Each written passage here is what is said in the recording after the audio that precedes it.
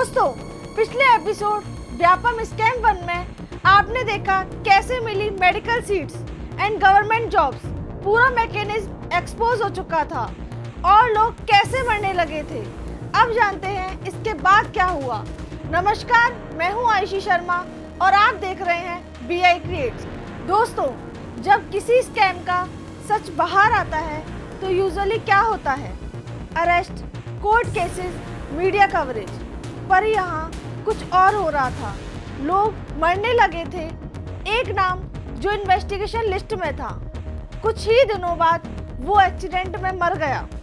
Police ने बोला normal road accident, case close हो गया। पर प्रॉब्लम ये थी, ये बस शुरुआत थी। एक के बाद एक नाम लिस्ट से हटने लगे। कैसे? Death, heart attack, suicide, accident. और सबसे शॉकिंग, ज़्यादातर लोग यंग थे। एक जर्नलिस्ट जो इस स्कैम को डीपली इन्वेस्टिगेट कर रहा था, उसने कई लोगों से बात की, डेटा कलेक्ट किया, कनेक्शंस ट्रेस किए। फिर एक दिन वो अपने घर में डेड मिला। Official reason natural causes. पर सवाल ये है, इतना कोइंसिडेंस पॉसिबल है? अब लोग डरने लगे थे। विटनेस बनना यानी रिस्क लेना, सच बोलना मतलब खुद को एक्सपोज करना। और धीरे धीरे लोग चुप होने लगे।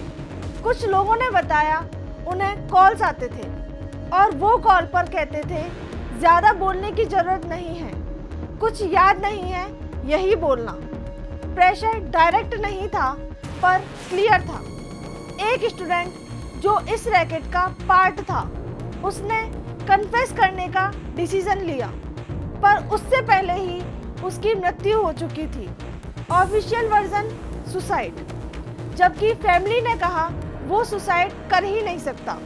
जब मीडिया ने काउंट किया तो नंबर 20 क्रॉस कर गया, फिर 30, फिर 40 और फिर 50 प्लस डेथ एक ही केस से लिंक। अब लोग समझने लगे थे ये नॉर्मल स्कैम नहीं है, ये डेंजरस है।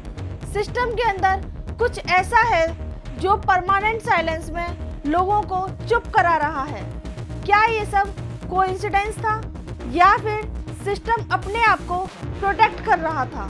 जब सच सामने आने लगा तो सिर्फ स्टूडेंट या मिडिलमैन नहीं, बड़े नाम भी सामने आने लगे। और चैप्टर 4 में हम देखेंगे कैसे पॉलिटिकल कनेक्शंस ने इस स्कैम को शील्ड किया। दोस्तों, हर बड़ा स्कैम कभी अकेला नहीं होता। उसके पीछे होती है पावर, इन्फ्लुएंस और प्रोटेक्शन। व्यापम में भी ये सब था।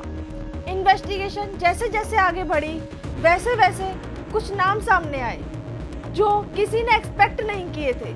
Politicians, senior officials, influential families. कुछ कैंडिडेट्स के फॉर्म्स पर रिकमेंडेशन होती थी, डायरेक्ट या इनडायरेक्ट, मतलब उनके लिए सिस्टम ऑलरेडी सॉफ्ट था। जब भी कोई ऑफिसर ज़्यादा अग्रेसिव होता, उसे ट्रांसफ़र कर दिया जाता। जब भी कोई इंक्वायरी डीप जाती, उसका डायरेक्शन चेंज हो जाता और इन्वेस्टिगेशन स्लो होने लगती। सिस्टम के अंदर ही लोग डिवाइडेड थे। कुछ सच निकालना चाहते थे, कुछ उसे दबाना।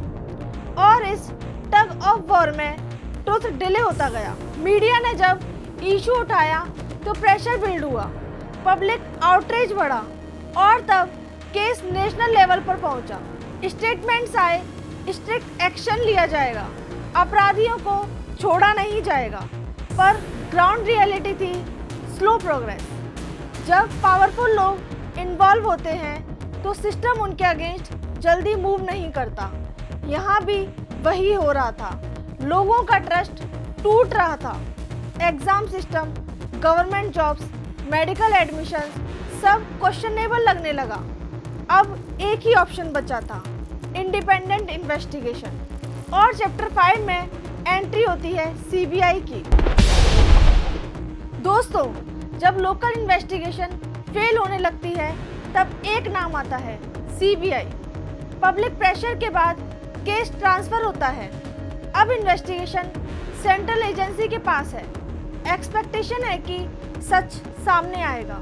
सीबीआई को मिलते हैं thousands of records, applications, OMR sheets, call records और एक मैसिव नेटवर्क में मिडलमैन पकड़े गए, स्टूडेंट्स पकड़े गए, ऑफिशियल्स पकड़े गए। एक चेन रिवील होने लगी। कुछ लोगों ने कन्फेस किया, मैकेनिज्म एक्सप्लेन किया, नेम्स दिए, पर हर कन्फेशन एक नई लेयर खोल रहा था। ये सिंपल केस नहीं था। Thousands of accused, multiple exams, years of data. Investigation slow होना नेचुरल था। केसेस कोर्ट में गए, आर्ग्यूमेंट्स, एविडेंस, डिलेज, ये सब हुआ और लीगल सिस्टम अपनी स्पीड से चला। लोग इम्पेशेंट हो रहे थे, रिजल्ट कब आएगा, जस्टिस कब मिलेगा, पर आंसर स्लो थे। इन्वेस्टिगेशन चल रही थी, पर एक सवाल अभी भी बाकी था, डैमेज कितना हो चुका था।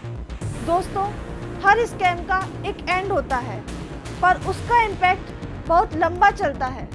व्यापम का भी वैसा ही हुआ। कई एडमिशन्स कैंसिल हुए, कई स्टूडेंट्स डिस्क्वालीफाइड हुए, पर जो सालों तक सिस्टम में रह चुके थे उनका क्या? पेरेंट्स डरने लगे, स्टूडेंट्स डाउट करने लगे। मेरिट का क्या वैल्यू है? ये सवाल हर जगह घूमने लगा। रूल्स चेंज हुए, सिक्योरिटी बढ़ी, बायोमेट्रिक सिस्टम्स आए, पर डैमेज ऑलरेडी हो चुका था। जेन्युइन स्टूडेंट्स डीमोटिवेटेड हो गए कि मेहनत का फ़ायदा क्या? ये फीलिंग डेंजरस होती है। क्या ये सिर्फ एक स्टेट का इशू था या एक वार्निंग साइन? सिस्टम तब स्ट्रांग होता है जब वो फेयर हो, और जब फेयरनेस खत्म होती है तो सिर्फ सिस्टम नहीं, सोसाइटी भी टूटने लगती है। व्यापम सिर्फ एक स्कैम नहीं था, ये एक लेसन था, एक रिमाइंडर कि अगर हम सिस्टम को क्वेश्चन नहीं करेंगे तो सिस्टम हमें फेल कर देगा। आपको क्या लगता है, इंडिया का एजुकेशन सिस्टम कितना सेफ है? सोचिए, क्योंकि अगला स्कैम शायद ऑलरेडी चल रहा हो और पता नहीं कितने ऐसे स्कैम हो चुके हो जो अब तक खुले नहीं या पता नहीं चले। क्या आप भी अवेयर हैं? क्या आप भी सवाल पूछते हैं?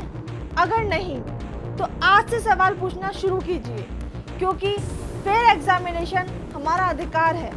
सोचिए, आज हम सिर्फ एक स्कैम की न्यूज़ देखकर स्क्रॉल कर देते हैं, लेकिन कल जब हमारे बच्चे रातों की नींद छोड़कर एग्ज़ाम्स की तैयारी करेंगे, सपनों के साथ जॉब के लिए निकलेंगे और उनका हक किसी सिस्टम के अंधेरे में खो जाएगा, तब उनकी आंखों में जो सवाल होगा, पापा मैंने मेहनत कम की थी या सिस्टम गलत था, उसका जवाब कौन देगा?